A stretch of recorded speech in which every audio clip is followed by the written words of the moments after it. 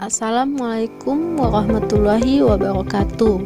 Perkenalkan, nama saya Puja Widya, NPM 1840102002. Saya dari Prodi Manajemen Sumber Daya Perairan, Fakultas Perikanan dan Ilmu Kelautan, Universitas Borneo Tarakan. Baiklah, di sini saya akan menjelaskan tentang sistem pernapasan pada ikan. Sistem pernapasan pada ikan bergantung pada suatu organ utama yang disebut insang. Organ utama juga berhubung langsung dengan pembuluh darah, sehingga memungkinkan terjadinya pertukaran langsung antara oksigen dan karbon dioksida. Insang pada ikan terletak di dua sisi tubuh ikan, bagian depan. Insang pada ikan dapat menarik oksigen lebih maksimal daripada paru-paru. Sistem pernapasan pada manusia, bahkan jika kadar oksigen dalam air di bawah 21% atau 210 ppm, insang didesain dengan bentuk dan fungsi yang diadaptasikan untuk hidup dalam air. Insang terdiri dari filamen-filamen yang langsung berhubungan pada air dan didesain agar air dapat terus masuk dan mengalirkan udara. Insang terdiri dari gil filamen atau lembaran insang yang terstruktur dan memiliki permukaan yang luas untuk menyerap oksigen. Transfer gas pernapasan pada ikan dilakukan melalui epitel khusus, yakni lamela, dan filamen insang yang epitelium respiratorik. Epitelium ini sangat tipis dan ukurannya menyesuaikan. Selanjutnya, saya akan menjelaskan tentang bagian-bagian pada insang. Ada 3 bagian pada insang. Yang pertama, lengkuk insang yang tersusun dari tulang rawan. Yang kedua, rigi-rigi insang yang terletak di depan lengkung insang. Yang ketiga, lembaran insang. Bagian ini terletak di belakang bagian lengkung insang. Dan lembaran ini biasanya berwarna merah karena mengandung pembuluh darah. Lebar insang berbentuk menyerupai sisir. Tiap lembaran insang memiliki filamen dan setiap filamen terdiri dari banyak lembaran tipis atau lamela. Dan selanjutnya, ada 2 macam bentuk insang pada ikan yang sesuai dengan jenisnya. Yang pertama, insang dengan operculum atau tutup insang. Jenis ikan ini biasanya ditemui pada ikan betulang sejati seperti ikan gurame dan bandeng.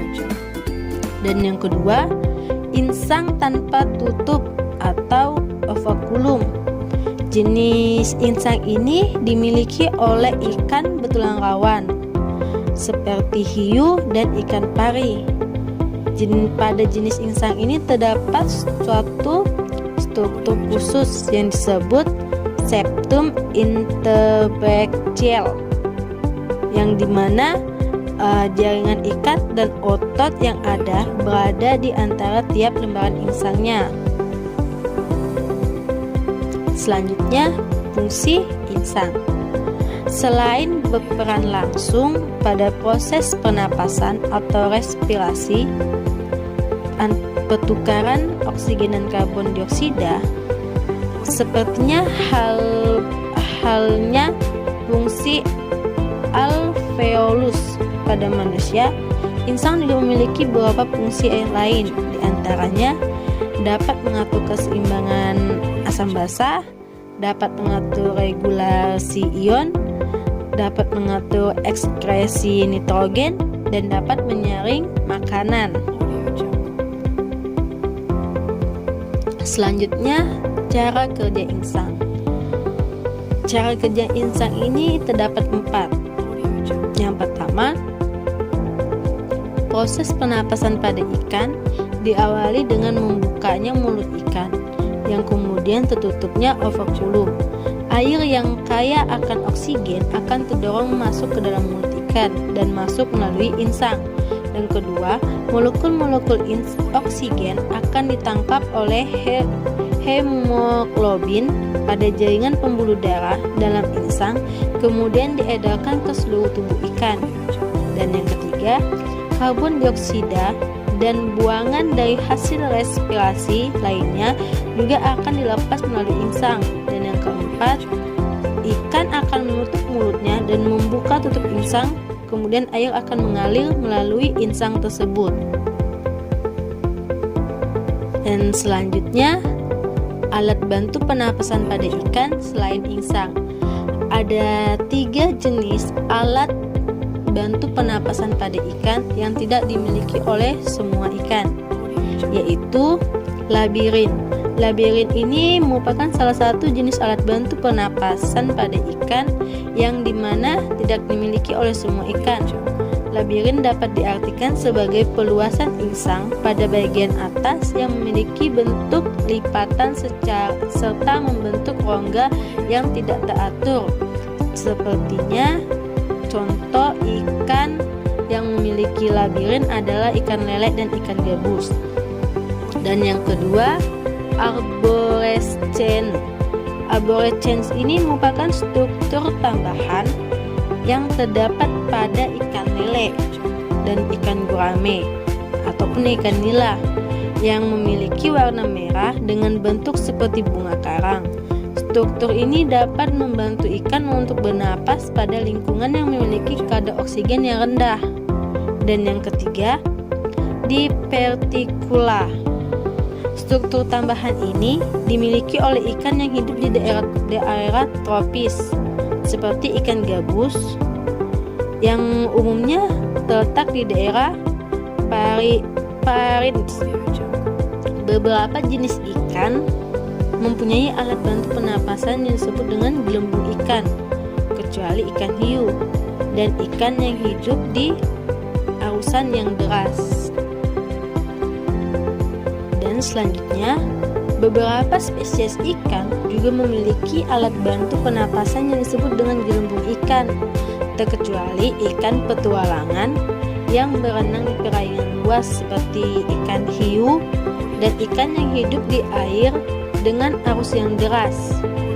Bentuk gelembung renang ini bervariasi pada setiap spesies ikan. Misalnya pada ikan mas, bagian anterior gelombang renang pada ikan mas lebih besar dari bagian posteriornya.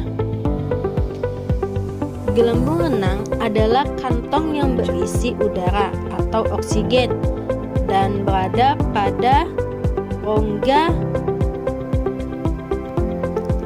tubuh ikan.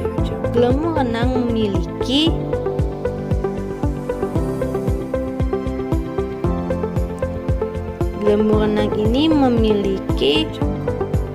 fungsi untuk menjaga posisi ikan agar tetap mengapung saat berada dalam air, sehingga ikan tidak perlu terus-menerus berenang.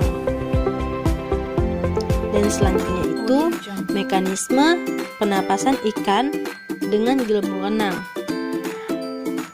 Yang pertama, oksigen yang masuk dan berdiskusi melalui dinding gelembung renang. Dan yang kedua, oksigen masuk melalui jaringan kapiler yang meluas dan udara diambil sebanyak-banyaknya. Dan yang ketiga, pada dinding belakang gelembung renang terdapat dinding tipis yang berfungsi sebagai alat sekresi sisa pernapasan di mana karbon dioksida akan dikeluarkan dari dalam tubuh ikan.